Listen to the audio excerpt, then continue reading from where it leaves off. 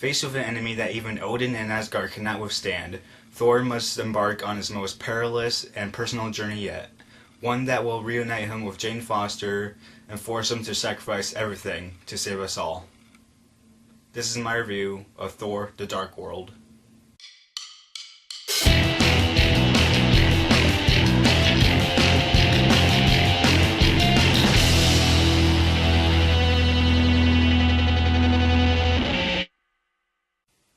So I was excited to see Thor: The Dark World from my dad because from the trailers it looked like it was going to be better than the first Thor, and it looked like it was going to be better than Iron Man 3.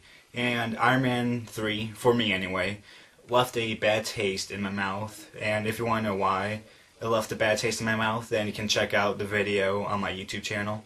But anyway, so was Thor: The Dark World better than the first Thor and Iron Man 3? Yeah, it was far better than those two films, like, by a lot, in my opinion. The good points. So the main good point is that the action, the humor, the directing, the writing, and the acting are far better than the first Thor, in my opinion. I thought that Alan Taylor did a great job of directing Thor: The Dark World.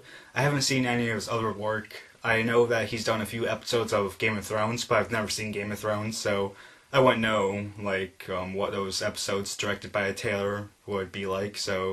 But he did a good job on Thor: The Dark World.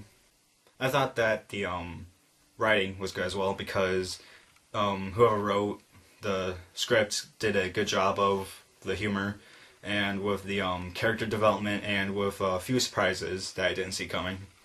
I also thought that Chris Hemsworth as Thor, Tom Hiddleston as Loki, Natalie Portman as Jane Foster, and Anthony Hopkins as Odin did a great job with their acting parts, but the rest of the cast did a good job as well. And the humor, yeah, the humor is good, I think. I mean, I'll get to the bad points about the humor, but overall the humor is good in my opinion. Oh, and the action, yeah. So in the first Thor, like the action was like, it climaxed during the first act of the movie, and it like went down. But in Thor: The Dark World, like the action was building up to like the final fight, which was in the final act, and like in the final half hour of the movie. And when the final action battle happened, it was like, whoa, wow, this is a good battle. I also thought that the costumes and makeup were good. I thought that the Asgardian costumes were good, and that the sets were good as well, and the makeup was good as well with the dark elves and everything. The visual effects were also good. I thought they were better in ways than the first Thor with their visual effects, but Thor: The Dark World is better as well with the visual effects. I thought that they looked more realistic, and they didn't look like cartoonish at all, but they were really good. Another good point is that I didn't really see the ending of the movie coming, because I haven't read any of the comic book storylines, and I don't know if the ending had to do with any of the comic book storylines, but I didn't see the ending coming at all. And I'll talk about the ending as well as the mid-credits and post-credits scene in the spoiler section as well. The bad points. So, I think the main problem of Thor: The Dark World is that at moments there's I wouldn't say a lot of forced humor, but at points, at certain moments, you know that they were trying to force this joke on you, or you feel like you're supposed to laugh, but it's that's not really funny. And even though the writing of Thor: The Dark World is good and is better than the first Thor, I thought that some of the writing could have been tweaked and could have been better, because there's some stuff that you see coming, and you don't really know what the villain's motive is at all. And this isn't spoiling anything, but you know that the villain wants to destroy everything, but it's okay, but why? Why does he want to destroy everything? Is there a reason why? And I thought there were some parts from the transitions from Asgard to Earth, which were a little bit I don't know why they had to transition like that, or the transitioning could have been better, in my opinion. So my dad thought this was a really good movie as well, and he gives it a 3.5 out of 4 stars. While I just lower my score from his score a little bit and give it a 3.25 out of 4 stars. It's a movie that's worth your money for sure. If you're a fan of the Marvel movies, then you'll like it. If you're a fan of the comic books, I think you'll like it. And yeah, like I said, it's worth your money. Okay, on to the spoilers for Thor the Dark World. If you have seen Thor the Dark World, then get out of here now, because it spoils a lot, like even for the first Thor and for like Avengers even. So get out of here now, please.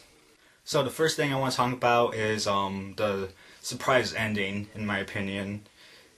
And the surprise ending was that, so Thor and Odin are talking and everything, and it's like Thor's going away, and it's like the camera's like Thor is going away, and then turns around to Odin, and then you see Odin transform into Loki, and it was like Loki talking to Thor, like during the end scene, and it was like, oh crap.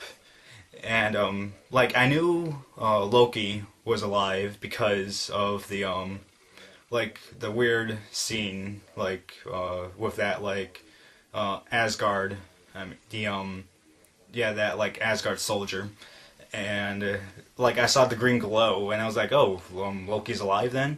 And I saw that guard go to Odin and talking about Loki, and I was like, I wonder what Loki's planning on doing. And it just surprised me because I forgot about that, like in that like amount of time. It was like a small amount of time, and just forgot about that.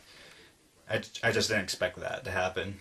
So yeah, that ending like leaves like it's telling you that there's gonna be another sequel to Thor for sure. Probably in phase 3, most likely. Alright, the post-credit and the mid-credit scene. I'll talk about the post-credit scene first, because the post-credit scene is like the least interesting. So the post-credit scene is basically of like Natalie Portman and the rest of the team are like in like in that house or that apartment, and they're eating. And then all of a sudden, like this beam of light comes outside, and it's Thor coming back for Jane, and Jane and Thor kiss again, and then it cuts to the like the ice beast like chasing pigeons like a dog, and yeah, that was funny. But the more important scene was the mid-credit scene, which was teasing either Guardians of the Galaxy or Avengers 3, and basically what it is Sif and the other friend of Thor's like going to the Collector's place and giving the Collector the ether. And at first I thought it wasn't the ether, and I'll tell you why in a second. Yeah, so they're giving this person the ether, the Collector, and the Collector is being played by Benicio del Toro, and the character that he's playing is like really wacky, and it's like, whoa, you're a little bit crazy. But I think it's just setting up like the tone for Guardians of the Galaxy and what the tone of the movie is going to be like. What Sif says to the Collector is that that we have 2 infinity items already. We can't have both of them. Keep this safe. And he's like, oh, of course. And when they leave, the Collector's like, 1 down, 5 to go. And when he said that, at first I thought, like in the box that he was given, I thought it was the Infinity Gauntlet, but I was like, that box is a little bit too small for the Infinity Gauntlet. And if you guys don't know what the Infinity Gauntlet is, then you can check it out on Wikipedia or something. It's too much to explain. Yeah, I thought he was talking about the Infinity Gauntlet because the Infinity Gauntlet has the 5 gems or whatever, and I thought when he said 1 down, 5 to go, like the other 5, I thought he meant the gems. But apparently when I checked it out on Wikipedia, it said that the thing that Sif gave to the Collector was the ether. And I was like, okay, this is a bit strange. Yeah, they're saying that 2 infinity items are the Cosmic Cube and the ether, so Kevin Feige and Joss Whedon are basically like going away from like the gems, I'm guessing, and somehow like the cosmic cube and the ether and three other items are going to be turned into gems somehow or something because and for people that don't know, in the first door there was this Easter egg, and the Easter egg was that the Infinity Gauntlet was in this like quick scene, like it could be seen in the background of this one scene, and it was seen like on this like in Odin's like treasure like room, and it and the thing I'm confused about is because it's that yeah, the glove was there, but it had the gems in it already, so it's like okay. But I think Kevin Feige and Joss Whedon are like, people like won't like really realize that or won't look that up, so it doesn't really matter. And it's like, okay, I won't. It doesn't matter to me either then. So Thor: The Dark World, like I said, you should go see it. It's worth the money, and that's it.